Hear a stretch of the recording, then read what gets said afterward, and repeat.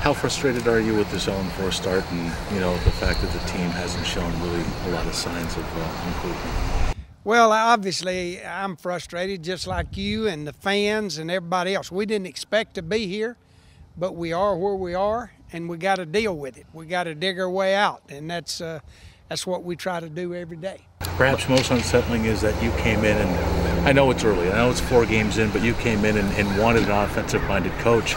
You talked highly about, lessening injuries and turning this thing around. So far, 4 weeks to the season, those things really haven't proven complete. I'll have to agree with that. I don't know that there's a question in that, but if there is, I'll tell you that we didn't get in this situation overnight, and we're not going to get out overnight. I mean, we knew it wouldn't be easy. If it was not the problems that we got, I wouldn't be here, Chan wouldn't be here, you wouldn't need anybody. And so it's our job to change that. Changing your quarterback, the guy you started the year with Trent, and then Dealin Marchand, those are significant moves to make 3 and 4 weeks into the season. Is this team in a rebuilding or transitional mode? How would you describe? Well, I would figure you probably got a good an opinion on that, and you don't like to use the word rebuild, but you also got to evaluate every day and try to do things to improve your team. Anybody that's 0-4 or anybody that's 1-3 are doing the same thing we're doing. You look every day to try to improve, and you see who's producing and who's not. And we get a lot of questions about timing and that kind of thing, and I'm sure you guys have got some, so I won't answer that till you ask it. Could you have gotten a third rounder for Marchand before the draft? Listen, I'm not going to get into what we could have gotten or couldn't. I mean, we didn't at the time. We weren't sure where we were. We were not in. When I said he's not for trade, at that time he wasn't. So it never went past that. What changed then? Well, to be honest with you, as we started looking at it, 3, as Chan said, 3 backs. Obviously, when we kept him and went through camp and got 2 guys hurt the first 6 plays of the preseason, it felt really good to have 3 backs. Now, once we got them all healthy and they're not getting the number of touches, then we decided it was time. And there's no need in me trying to say we'd have been better off to have done it then or now or whatever. I don't understand what good it does to go through the summer or through preseason with a draft pick in your pocket that you can't use till April. Why not do it when we did it? It's the same draft pick. It's in our pocket, and we can't use it till April. How about the timing on Trent? Yeah. I tell you, I said this to start with. We wanted to see for ourselves what Trent could do. We knew he had the ability. He's willing. He's intelligent. He did all the things we asked. We went through OTAs. We went through preseason, camp, the whole deal. He did everything we asked him to do, and there was promise there. There was Buffalo's got people all over the league that have been here that are playing good for other people. I didn't want to come in here and cut guys that could help us win. So then we got into the regular season, and it didn't work out. I mean, we didn't have the production that we wanted. We decided that wasn't the answer for us or for him. So we made the change. You made significant moves the last 2 weeks. Can we expect to see more as we go forward here of the significant type? All of them are significant, and we evaluate everybody every day. Chan and I, again, I keep saying this, we talk 2 or 3 times a day, and we evaluate every player every day.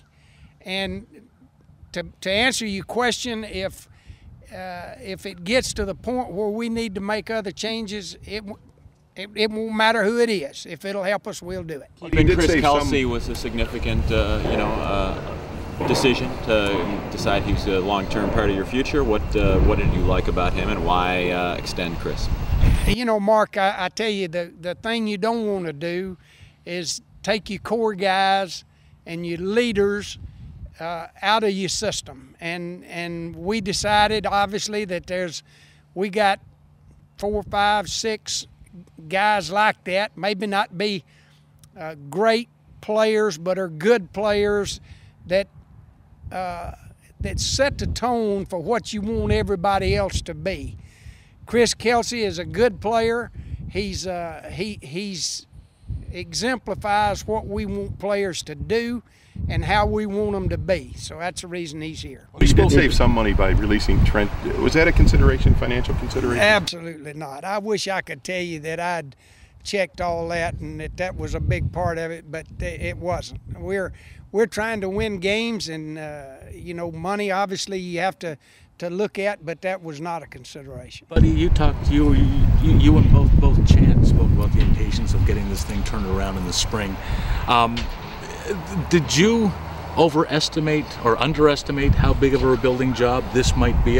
Now looking back. Look, guys, I think everybody knew that this wasn't going to be just because you hired a different guy, that everything was going to change. I think things have changed. I think we've got a plan. I know we get questioned about that at times, but I promise you this, we're going to stay the course. So what we set out to do and the way we set out to do it is not the speedy way. It's painful, but you just going to have to have patience, because as long as I'm here, we're going to stay the course and do it the way we plan, because I know it works. Is that your message to the fans? I mean, you're looking at a blackout this week.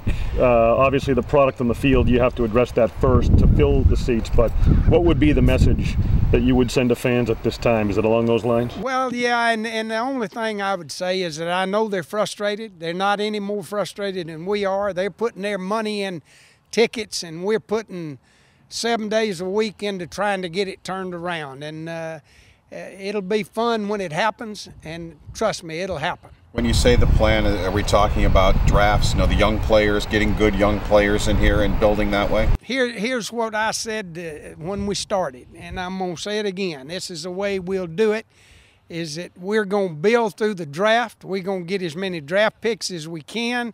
We're going to be very careful about giving up draft picks, because that's our future. And the other part of the plan is that if a guy's not producing, we're not going to keep doing the same thing, and that being losing with the same people doing the same thing. We're not going to do that. It doesn't change. After a point, it doesn't change. So to be honest with you, nobody's safe. You gotta produce, and we evaluate them every day. Buddy, last week, Chan was particularly hot about the lapses in concentration and things of that nature.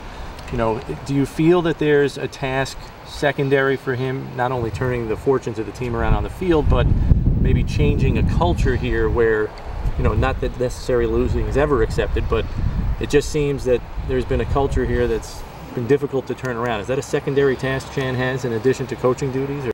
I think that's a great question, and I'm not sure it's a secondary task. I'm not sure it's not the first and hardest task. And I don't care whether you want to admit it or not, but losing gets to be a habit, and it gets to be something you accept, and we're not going to do that.